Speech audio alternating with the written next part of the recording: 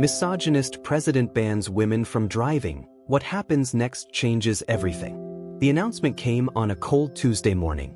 Crowds had gathered in the central square, murmuring in anticipation as the president's podium was prepared. For weeks, rumors had circulated that President Alan Hargrove was planning a controversial policy change, but even the most cynical citizens couldn't have predicted what they were about to hear. Standing tall in his blue suit, Hargrove gazed out over the crowd, his expression solemn. The banner behind him read in bold letters, "An ode to female drivers." Gasps rippled through the audience as cameras flashed, reporters jostling for better angles. "Ladies and gentlemen," Hargrove began, his voice measured and deliberate, "I have made a decision in the best interest of our nation. Effective immediately, women will no longer be permitted to operate motor vehicles. This is a necessary step to preserve the sanctity of our society and to maintain order in these uncertain times." The silence that followed was deafening. Then, like a dam breaking, the crowd erupted. Women shouted in disbelief, some waving signs in protest, while others simply stood frozen, their faces etched with shock. Men, too, joined the uproar, some in support of the decision, others shaking their heads in disbelief. Among the chaos stood Nadia Khan, a young journalist with a steely determination in her eyes. She pushed her way to the front, clutching her microphone. Nadia had spent years exposing corruption and injustice, and she wasn't about to let this moment pass unchallenged. "Mr. President," she shouted, her voice cutting through the clamor, "do you honestly believe this is the right course of action? What evidence supports such a drastic and oppressive ban?" Hargrove turned to her, his lips curling into a patronizing smile. "Miss Khan, this isn't about oppression. It's about safety. Studies have shown that—" "Which studies?" Nadia interrupted, refusing to back down. "Cited by whom?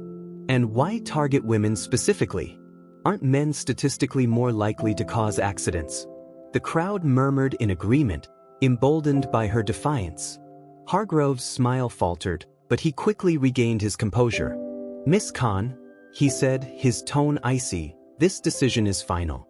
If you have further questions, I suggest you submit them through the appropriate channels." Nadia's jaw tightened as Hargrove turned his back and exited the stage, flanked by security. The press conference was over, but the fight was just beginning. Back at her newsroom, Nadia paced the floor, her mind racing. She knew this ban wasn't just about driving, it was about control. For years, Hargrove had subtly eroded women's rights under the guise of preserving tradition. But this was a blatant attack. "Have you seen the reaction online?" her colleague, Jake, said, waving his phone. Hashtags like #WomenWillDrive and #BanTheBan are trending. "People are furious." "Good," Nadia replied, stopping mid-step. "We need to keep the pressure on.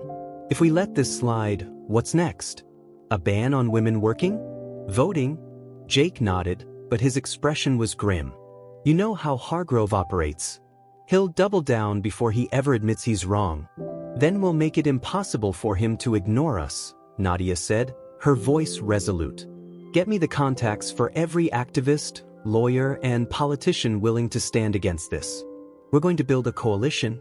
Meanwhile, the streets were alive with protests. Women of all ages marched with signs reading, "My car, my choice," and "Freedom isn't a privilege." Social media was ablaze with videos of women refusing to comply, driving their cars in defiance of the ban. In one clip, an elderly woman named Mrs. Eleanor Grayson was seen cruising through the city in her vintage convertible, waving to cheering crowds as police sirens blared behind her. Eleanor's act of rebellion became a rallying cry. "If they want to take my keys," she declared in a subsequent interview, "they'll have to pry them from my cold, dead hands." But not everyone was supportive. Across the nation, pockets of Hargrove loyalists rallied in favor of the ban, echoing his rhetoric about traditional values. Tensions escalated as clashes between protesters and supporters broke out in city squares and suburban neighborhoods. Hargrove, watching the chaos unfold from the safety of his office, felt a mix of frustration and vindication. His advisors had warned him that the ban would be polarizing, but he believed it was a necessary move to solidify his base. What he hadn't anticipated, however, was the sheer scale of the backlash. "Mr. President," his chief of staff, Martin Blake, said cautiously, "the protests are growing. Reports are coming in from all major cities. Even international leaders are weighing in." Hargrove waved a dismissive hand. "Let them. They'll tire themselves out eventually. The law is on our side." "With respect, sir," Martin pressed, "this isn't just about the law. It's about perception. And right now, the world sees us as regressive and authoritarian." Hargrove leaned back in his chair, his expression hardening.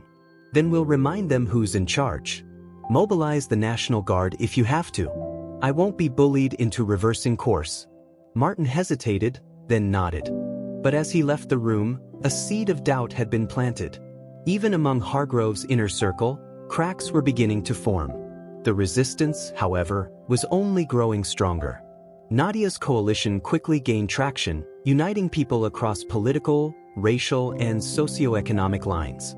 Lawyers filed lawsuits challenging the ban's constitutionality, while activists organized nationwide strikes. Women refused to go to work, shop, or engage in any activity that fueled the economy, sending a clear message: without women, society grinds to a halt.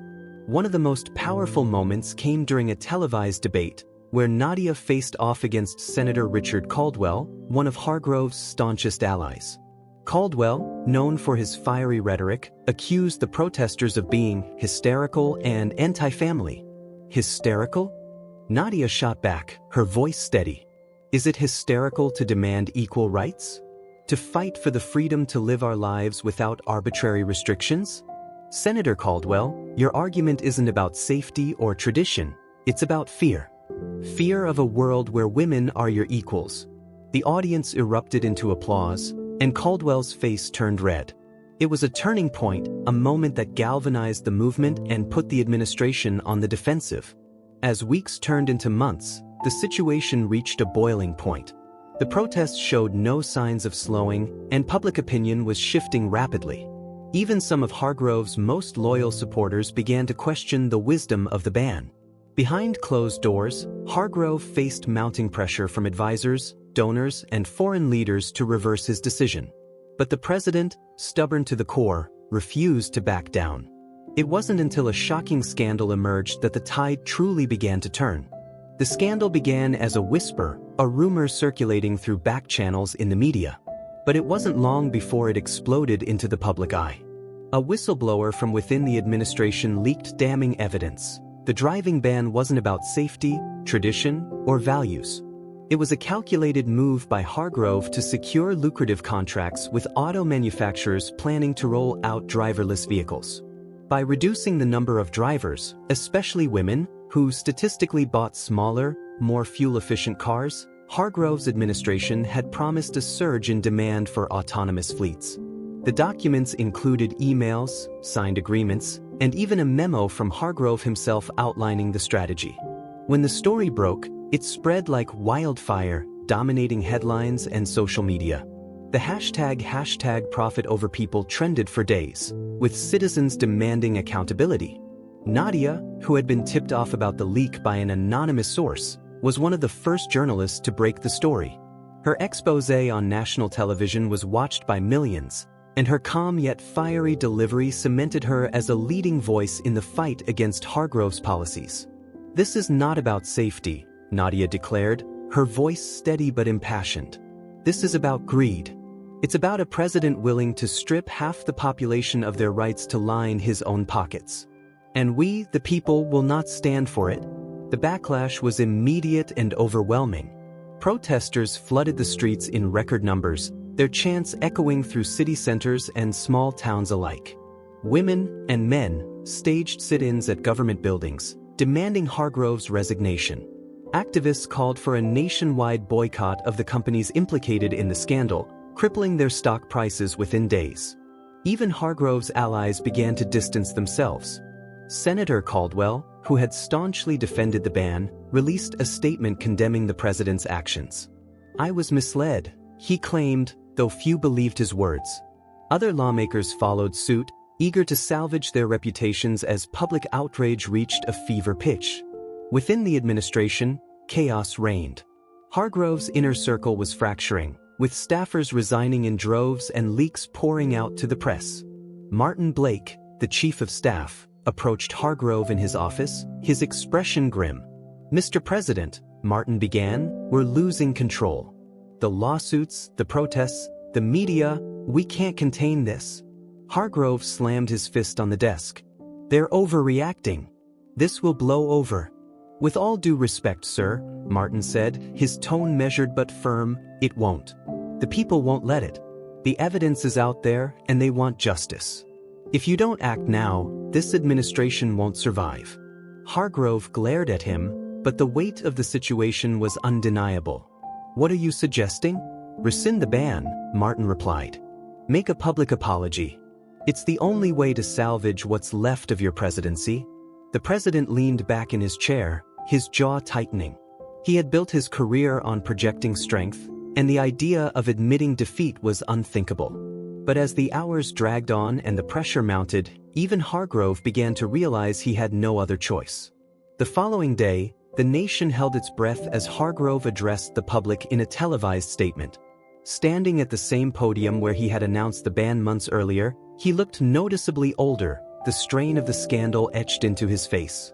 "Ladies and gentlemen," he began, his voice lacking its usual confidence, "I come before you today to address the events of recent weeks. It has become clear that the driving ban, while implemented with the best intentions, was a mistake." A ripple of disbelief spread across the country. For a man as stubborn as Hargrove, such an admission was unprecedented. "I have listened to the voices of the people," he continued, "and I understand the pain and frustration this decision has caused. Effective immediately, the ban is rescinded." While some viewed the announcement as a victory, others weren't so easily appeased. The damage had been done, and many felt that Hargrove's apology was too little, too late. As the ban was lifted, life began to return to normal for many, but the scars of the ordeal remained.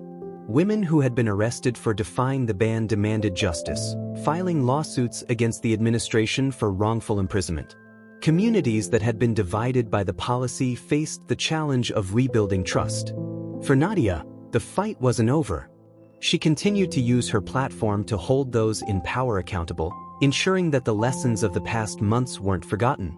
Her work earned her widespread recognition, and she became a symbol of resilience and courage in the face of adversity. One day, as she was packing up her desk at the newsroom, preparing for yet another speaking engagement, she received a letter. It was handwritten, the penmanship shaky but legible.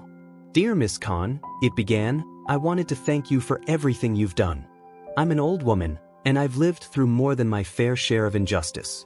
But watching you stand up to President Hargrove gave me hope that the world can change. You've shown us all that one voice can make a difference. With gratitude, Eleanor Grayson." Nadia smiled, her eyes misting with tears. Letters like these reminded her why she had chosen this path, and why she couldn't stop now. Meanwhile, the fallout from the scandal continued to ripple through the political landscape. Several lawmakers implicated in the leaked documents resigned, their careers in ruins. The companies involved faced massive fines and boycotts, forcing many to overhaul their leadership and policies. And Hargrove? His presidency never recovered. Though he managed to avoid impeachment, his approval ratings plummeted, and he became a lame duck president, unable to pass significant legislation. By the time his term ended, he was widely regarded as one of the most disgraced leaders in modern history. In the years that followed, the events surrounding the driving ban became a cautionary tale, a reminder of the dangers of unchecked power and the importance of civic engagement. Women's rights organizations experienced a surge in membership, their ranks bolstered by those who had been galvanized by the protests. One of the most significant outcomes was the passage of the Equality in Governance Act, a sweeping piece of legislation aimed at preventing future abuses of power. Among its provisions was a clause mandating gender parity in government leadership positions, ensuring that women had an equal voice in shaping policy. The bill's passage was celebrated as a victory for justice, and Nadia was invited to speak at the signing ceremony. Standing before a crowd that included activists, lawmakers, and citizens from all walks of life, she reflected on the journey that had brought them here. "This isn't the end of the fight," she said, her voice steady but impassioned. "But it's a step forward. And it's a testament to what we can achieve when we stand together, refuse to be silenced, and demand a better future." The crowd erupted into applause, their cheers echoing across the steps of the Capitol. Nadia looked out at the sea of faces, her heart swelling with pride. The fight had been long and difficult, but it had been worth it. For Nadia, the events surrounding the ban and its aftermath marked a turning point, not just in her career, but in her life. She had always believed in the power of storytelling to create change, but now she had seen it firsthand. And as she looked to the future, she knew there were still stories to tell, battles to fight, and victories to win. Because if the driving ban had taught her anything, it was this: one voice, when joined by others, could change the world. As the years passed, the driving ban became a pivotal chapter in the country's history, a moment that sparked a revolution for justice, equality, and accountability. It was taught in schools, analyzed in college political science classes, and discussed in documentaries and books. The scars it left behind were deep, but the lessons it imparted were transformative. For President Alan Hargrove, the aftermath of his presidency was a study in downfall. Once a powerful figure with an iron grip on the nation, he now lived in seclusion, his legacy forever tarnished. Journalists occasionally tried to reach him for interviews, hoping to capture his reflections, but he refused them all. The man who once sought the spotlight had become a recluse, haunted by his mistakes. But for others, the struggle sparked by the ban had launched them into action, pushing them to fight for a better world. Nadia Khan's star continued to rise as a journalist, advocate, and symbol of hope. Her fearless reporting and unwavering commitment to justice earned her accolades, including the prestigious Courage in Journalism Award. But Nadia wasn't content to rest on her laurels. She knew that the fight for equality wasn't a destination, it was a journey. Her next project was her most ambitious yet, a documentary chronicling the driving ban, the protests, and the people who had led the resistance. Titled Wheels of Change, the film aimed to tell the story from multiple perspectives: activists, lawmakers, ordinary citizens, and even those who had initially supported the ban but later changed their views. The documentary took 2 years to complete, during which Nadia traveled across the country, interviewing dozens of individuals. One of the most compelling interviews came from none other than Scar, the former biker gang leader turned community advocate. Scar had been arrested during the protests for standing in solidarity with women who refused to give up their keys. "I'm not proud of who I was before," Scar admitted on camera. "But that moment at the gas station, when I saw Jack Callahan stand up to me, it planted a seed. And when the ban happened, I realized I couldn't stay silent. I had to do something." Scar's story, like so many others, underscored the ripple effect of courage and integrity.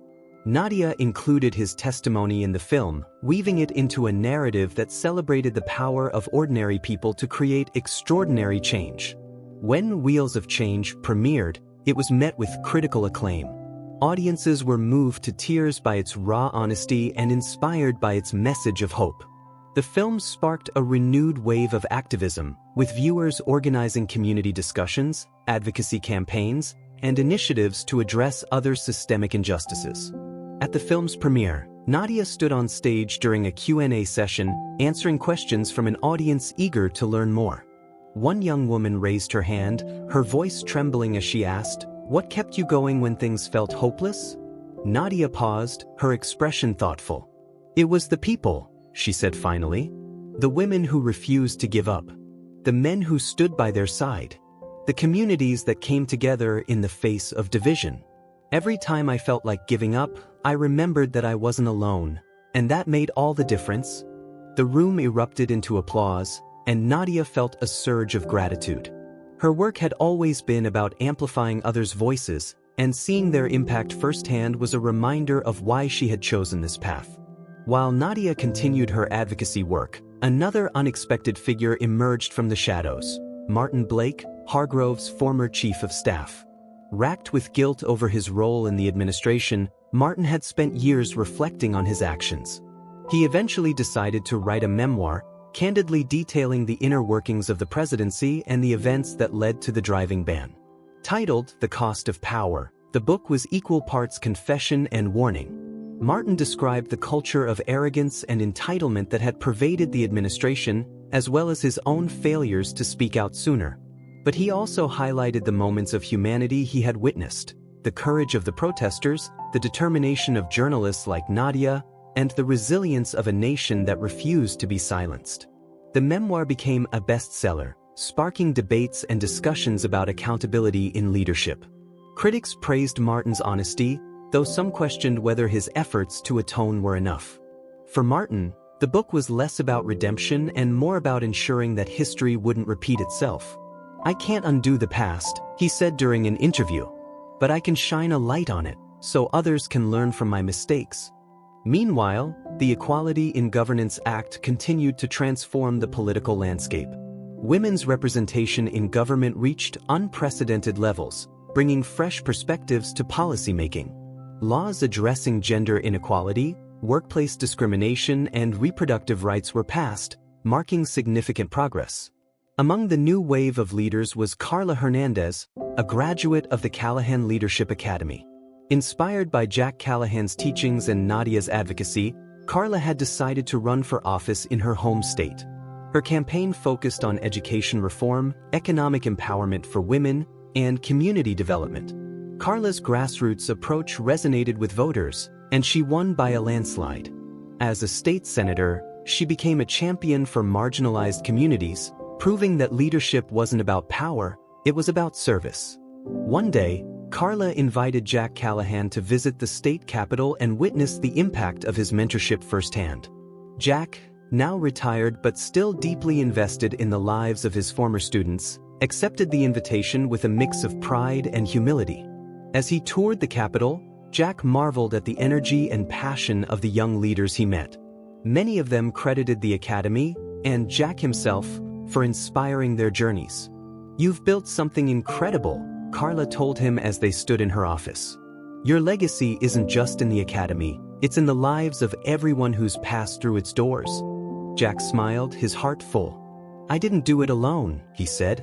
"People like you are the ones carrying the torch." Back on the national stage, Nadia's work continued to break barriers.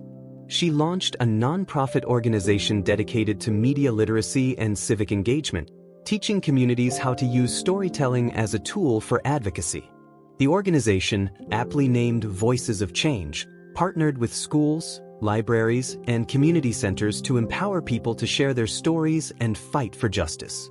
At the first annual Voices of Change Summit, Nadia addressed a crowd of hundreds, her voice ringing with conviction. "The driving ban was a dark chapter in our history," she said. "But it also showed us what we're capable of when we come together. Our voices are our most powerful tools, and it's up to us to use them, not just to fight injustice, but to build a better future." The audience erupted into applause, and Nadia felt a deep sense of purpose. The fight for justice was never-ending, but she knew they were on the right path. As time went on, the events surrounding the driving ban became a distant memory for some, but for those who had lived through it, the lessons remained. It was a story of resilience, of ordinary people standing up to extraordinary power, and of the belief that change was always possible. And for Nadia, Jack, Carla, and countless others, the fight for equality was far from over. But they faced the future with hope, knowing that together, they could overcome anything.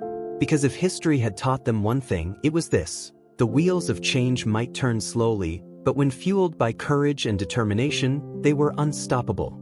The years following the driving ban scandal saw seismic shifts in the nation's political and cultural fabric. Activists, inspired by the events, sought to dismantle not only the policies that had caused harm but also the deep-seated societal attitudes that had allowed them to take root. It wasn't just about reversing one bad decision, it was about ensuring that such a decision could never happen again. For Nadia Khan, her work expanded beyond journalism. She became a pivotal figure in reshaping how the public engaged with government and policy. Her organization, Voices of Change, launched nationwide campaigns that encouraged ordinary citizens to participate in local governance. Town halls became more inclusive, legislative processes more transparent, and voter turnout soared in every election. One such initiative, called Your Voice, Your Power, focused on educating women about their rights and the importance of their participation in shaping the future. Through workshops, webinars, and community events, the program empowered women to run for office, advocate for their communities, and challenge outdated norms. Among those inspired by the program was Layla Vargas, a single mother who had once struggled to make ends meet. Layla's life had been upended by the driving ban. As a rideshare driver, her livelihood had been taken away overnight. During the protests, she had found her voice, speaking out about the economic devastation the ban had caused for women like her. After attending an Your Voice, Your Power workshop, Layla decided to take her advocacy a step further. She ran for a seat on her city council, campaigning on a platform of economic justice and transportation reform. Her slogan, "Let us move forward," resonated deeply with voters who remembered the hardship of the ban. Layla's victory was a testament to the power of grassroots activism. As a councilwoman, she fought tirelessly for policies that prioritized public transit, affordable housing, and equitable access to resources. Her work became a model for other cities, proving that change could start at the local level. While figures like Nadia and Layla worked to shape policy, others focused on cultural change. Artists, writers, and filmmakers began exploring the themes of freedom, equality, and resistance in their work. One such filmmaker was Amina Shakir, whose feature film, The Road to Justice, chronicled the story of the driving ban through the eyes of women who had lived it. Amina's film, which premiered at international festivals, was both a critical and commercial success. It humanized the struggle, showing the heartbreak, resilience, and triumph of ordinary people standing up to an oppressive system. Audiences around the world were moved by the raw emotion of the story, and the film sparked important conversations about gender equality and human rights. At the film's premiere, Amina shared a personal anecdote about her inspiration. "When the ban was announced, I was furious," she said. "But it wasn't until I saw my grandmother, a woman who had never driven a day in her life, marching in the streets, that I realized the true impact of this fight. It wasn't just about cars. It was about dignity." Meanwhile, in the political arena, the Equality in Governance Act continued to yield results. Women's representation in government reached unprecedented levels, and the legislation became a blueprint for other countries grappling with issues of gender disparity. One of the most striking successes was the election of Senator Carla Hernandez, the former student of the Callahan Leadership Academy. Carla's ascent to national politics was a direct result of her unwavering commitment to the principles she had learned from Jack Callahan. She advocated for comprehensive education reform, affordable childcare, and workplace protections for women. Carla's most significant legislative achievement came when she introduced the Freedom to Move Act, a sweeping bill aimed at addressing systemic barriers to transportation and mobility. The act allocated federal funding for public transit projects, ensured that transportation policies prioritized accessibility, and provided grants for women-owned transportation businesses. During a press conference announcing the bill, Carla reflected on her journey. "The driving ban was a dark time for our country," she said. "But it taught us an important lesson. Mobility isn't just about getting from point A to point B. It's about freedom, opportunity, and equality. And we're committed to making that a reality for everyone." Back at the Callahan Leadership Academy, Jack Callahan watched with quiet pride as his former students and mentor rose to positions of influence. Though officially retired, Jack remained a revered figure, frequently invited to speak at events and advise on leadership initiatives. One day, Jack received an invitation from the United Nations to deliver a keynote address at their annual Global Leadership Summit. The theme of the summit was Empowering Change, Building a Better Future. Though hesitant at first, Jack eventually agreed, knowing that his message of integrity and resilience could inspire leaders around the world. Standing on the grand stage, Jack shared his philosophy with an international audience. "True leadership," he said, "isn't about power or control. It's about service. It's about using your influence to uplift others and create a world where everyone has the opportunity to thrive." The speech received a standing ovation, and Jack was approached by leaders from various countries who wanted to adopt the principles of the Academy in their own regions. His work, once focused on a single nation, was now shaping a global movement. As Jack's influence spread internationally, Nadia continued to focus on amplifying voices at home. Her organization, Voices of Change, launched a new initiative called Stories That Matter, which provided grants to journalists, filmmakers, and authors dedicated to telling stories of resilience and resistance. One recipient of the grant was Eleanor Grayson, the elderly woman who had driven her vintage car in defiance of the ban. Eleanor had written a memoir about her life, detailing her experiences during the protests and the lessons she had learned about courage and community. Titled Driving Through Change, Eleanor's book became a bestseller, inspiring readers of all ages. In one poignant chapter, she wrote, "I never thought of myself as a fighter, but when they tried to take away my freedom, I realized I couldn't stay silent." Sometimes, it's the smallest acts of defiance that spark the biggest changes. The fight for justice also extended to the courtroom, where attorney Layla Vargas, yes, the same Layla who had served on her city council, represented victims in a landmark case. The case not only secured compensation for those affected but also set a legal precedent for holding governments accountable for discriminatory policies. As the nation healed and grew, one event brought together the figures who had defined this transformative era: the dedication of the Equality Plaza, a public space commemorating the fight for justice during the driving ban. The plaza featured statues of key figures, including Nadia, Jack, Carla, and Eleanor, as well as an eternal flame symbolizing the ongoing fight for equality. The unveiling ceremony was attended by thousands, including former President Hargrove, who appeared as a gesture of contrition. As Nadia stood before the crowd, looking at the faces of the people she had fought alongside, she felt a wave of emotion. "This plaza isn't just a reminder of where we've been," she said. "It's a promise of where we're going. Together, we will continue to fight for a world where every voice is heard, every life is valued, and every person is free." The applause was deafening, and as the eternal flame was lit, the crowd erupted into cheers. It was a moment of unity, a celebration of resilience, and a declaration of hope for the future. The driving ban had once been a symbol of oppression, but through the courage and determination of ordinary people, it had become a catalyst for change. And as the nation looked ahead, it carried with it the lessons of the past: that progress is possible, that justice is worth fighting for, and that together, anything is achievable. The dedication of Equality Plaza marked a turning point not just in the country's history but in the hearts of its people. The nation, once fractured by the driving ban and the injustices it represented, was slowly mending. But the fight for justice and equality was far from over. For every victory achieved, there were still challenges to address, still communities in need of empowerment, and still individuals living in the shadows of systemic oppression. Nadia Khan's voice remained a beacon for many. Despite her growing public profile, she stayed grounded, dedicating her time to grassroots efforts. Her organization, Voices of Change, expanded internationally, building bridges between movements fighting for human rights, environmental justice, and gender equality. One of Nadia's most ambitious projects was the launch of a global mentorship network called the Ripple Effect.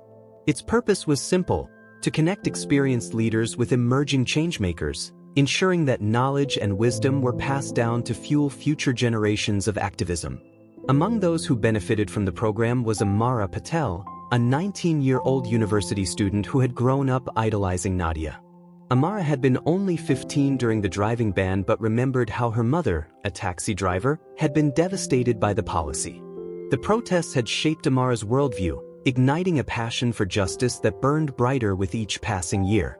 Through the ripple effect, Amara was paired with none other than Senator Carla Hernandez. Their mentorship sessions became a lifeline for Amara, helping her navigate the complexities of activism and advocacy while balancing her studies. "Don't let the fear of failure stop you," Carla told Amara during one of their meetings. "Every mistake is a lesson. Every setback is an opportunity to grow. The important thing is to keep moving forward." Inspired by Carla's guidance, Amara launched a campaign at her university to address the gender pay gap in student internships. Her efforts caught the attention of local media, and soon Amara found herself speaking at events and rallies, following in the footsteps of the women she admired. Meanwhile, Jack Callahan watched these developments from the sidelines, his heart swelling with pride. Though officially retired, he remained a sought-after figure, frequently invited to speak at conferences, schools, and community events. But Jack had begun to feel the weight of his years.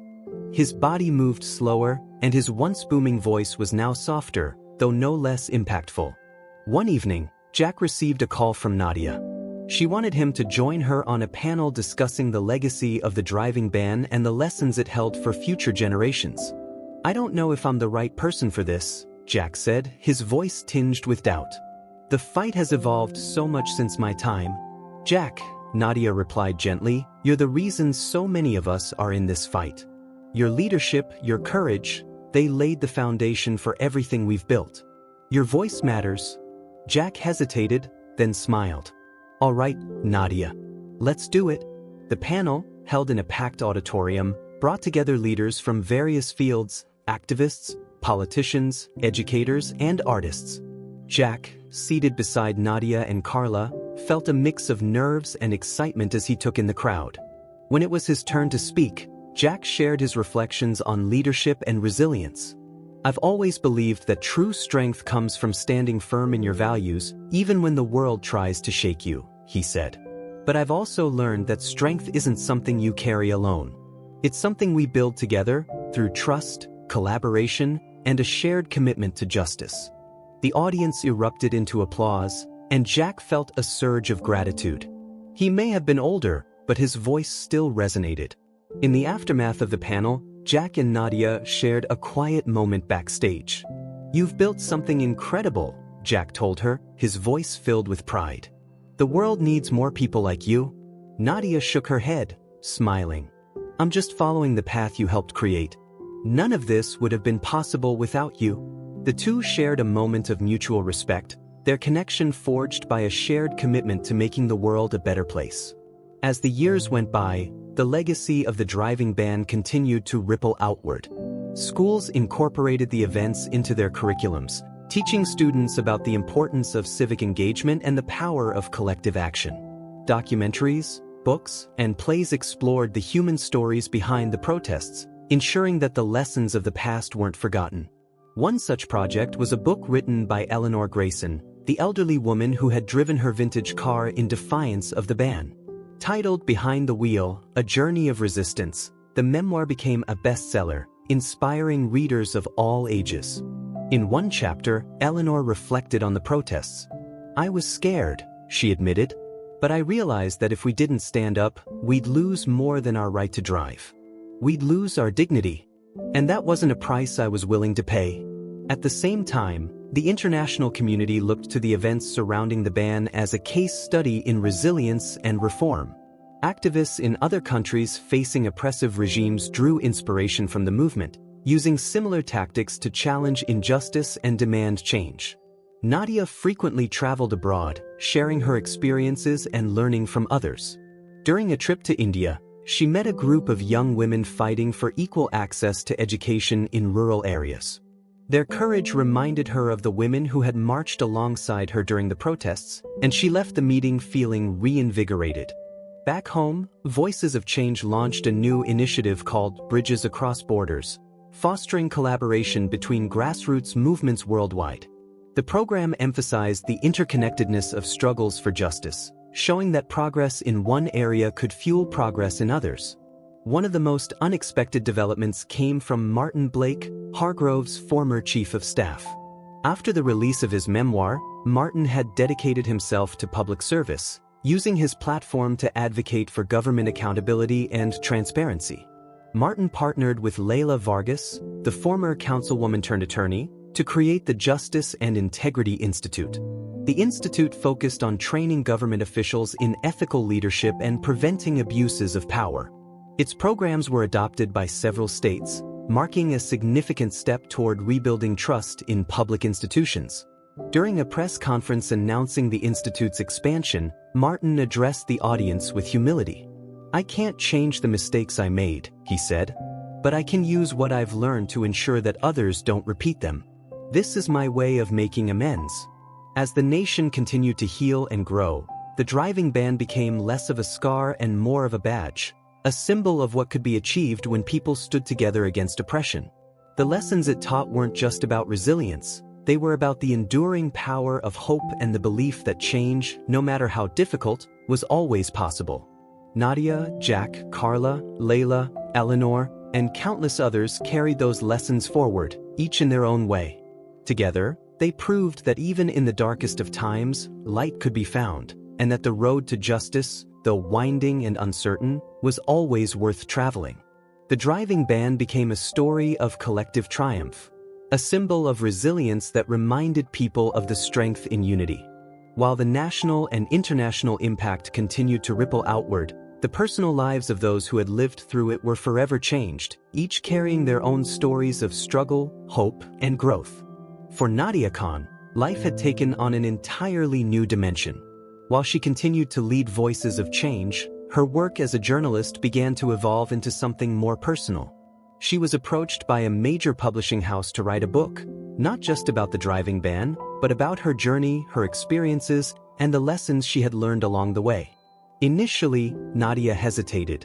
She had always preferred to tell the stories of others, to shine a light on their bravery and resilience. But after some reflection, she realized that her own story could be a way to inspire future generations.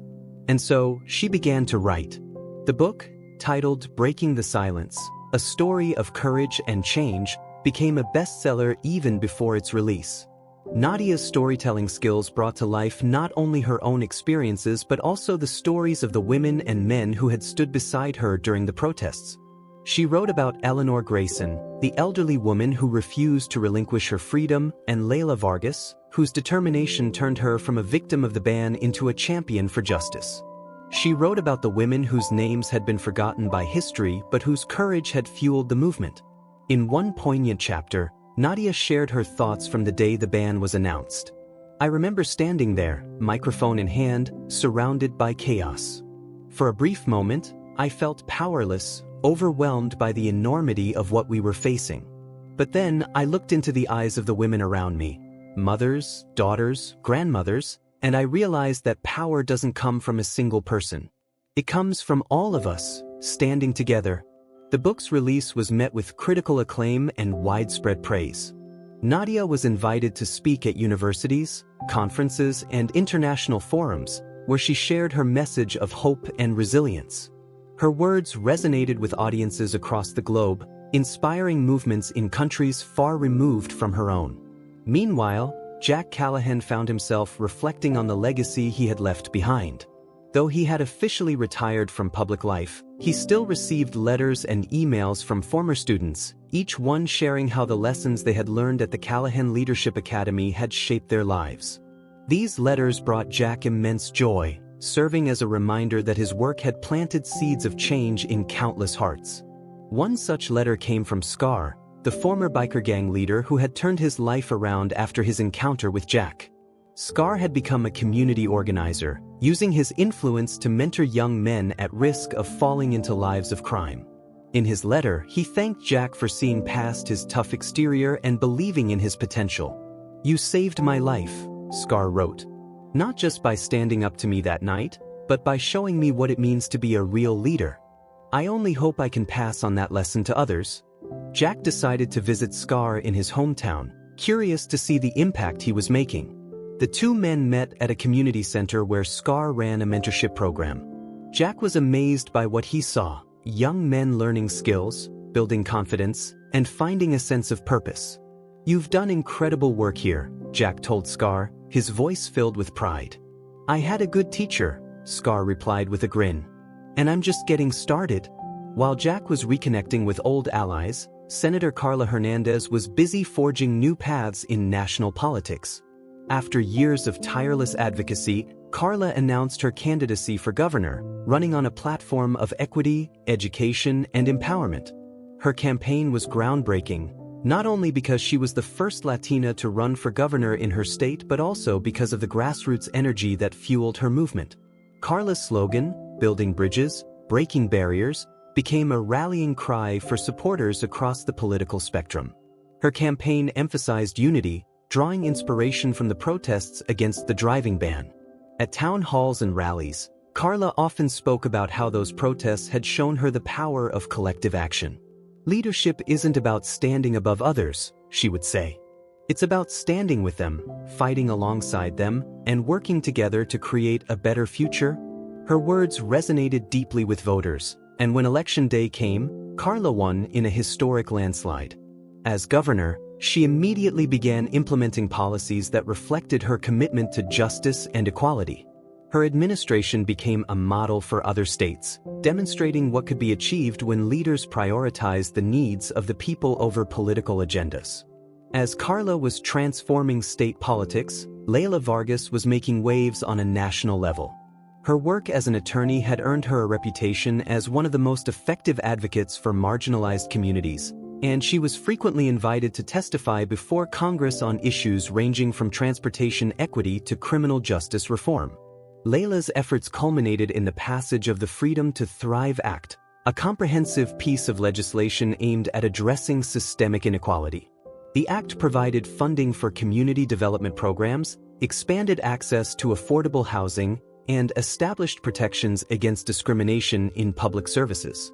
During the bill's signing ceremony, Leila stood alongside President Harris, who praised her dedication and resilience. "Leila represents the best of us," the president said. "Her work reminds us that justice isn't just a goal, it's a responsibility." Leila, for her part, remained humble. "This isn't about me," she said. "It's about the millions of people who deserve a fair shot at a better life. And this is just the beginning." Back in her newsroom, Nadia continued to push boundaries. Though she had achieved fame and recognition, she never lost sight of her purpose: to hold those in power accountable and to amplify the voices of the unheard. Her investigations exposed corruption, challenged systemic injustices, and sparked conversations that led to real change. One of her most impactful projects was a series titled Untold Stories, which highlighted the experiences of women who had been affected by discriminatory policies around the world. The series brought to light the resilience of women in the face of oppression, showcasing their courage and determination. In one episode, Nadia traveled to a rural village in Kenya, where women had organized a cooperative to fight for their land rights. In another, she documented the stories of Afghan women who had defied the Taliban to pursue education and independence. Each story served as a reminder that the fight for justice was universal, and that women everywhere were leading the charge. As the years went on, the driving ban became a distant memory for many, but its impact continued to shape the world. The lessons learned during that time, the importance of unity, the power of resilience, and the necessity of standing up for what's right, remained deeply ingrained in the nation's consciousness. For Nadia, Jack, Carla, Leila, and countless others, the fight for justice never truly ended. But as they looked to the future, they did so with hope, knowing that their efforts had paved the way for a better world. Because in the end, the story of the driving ban wasn't just about cars or laws. It was about people who refused to stay silent, who dared to dream of a brighter tomorrow, and who proved that even in the face of adversity, change was always possible. And that, more than anything, was a legacy worth fighting for.